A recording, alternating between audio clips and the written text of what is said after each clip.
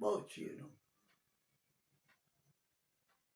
ને આ નિર્ગુણ નિરાકાર માનવ હારે મહાત્મા શબ્દ બહુ થોડા અત્યારે પણ આ સમયમાં પણ. બાકી સગુણ સાકાર ને માનવા બહુ.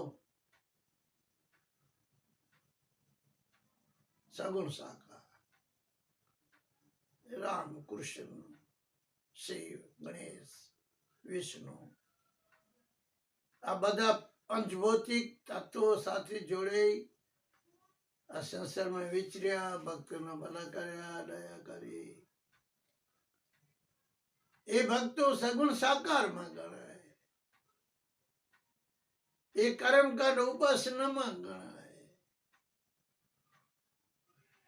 એ પૂજા પાઠમાં બધામાં ગણાય, ધૂપ દીપમાં ગણાય.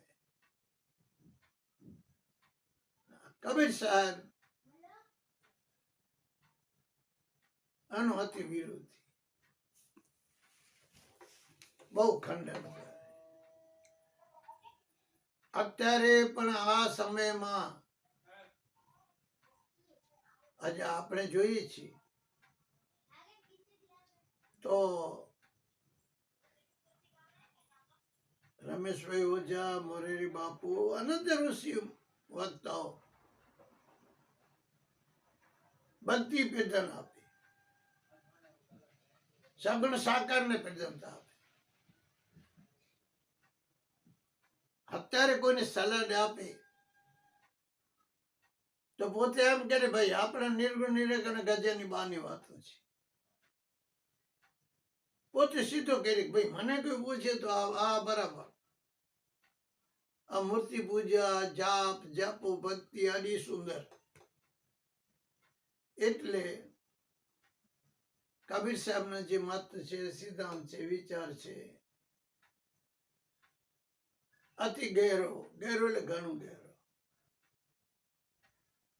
એમાં શુદ્ધ સાધુ બની જાય, શુદ્ધ પવિત્ર મહાન પુરુષ, અતિમાં અતિ શુદ્ધ પવિત્ર નિર્ગુણ ભક્તિમાં પ્રવેશ થાય. પૂજા પાઠ બહારનું બધું મૂકી દે. ત્યારે કબીર સાહેબના મતમાં હાજરી ભક્તોની થાય અને ફાયદો એવા આવારે ગમન મટી જાય, એના જરારે મરણ મટી જાય.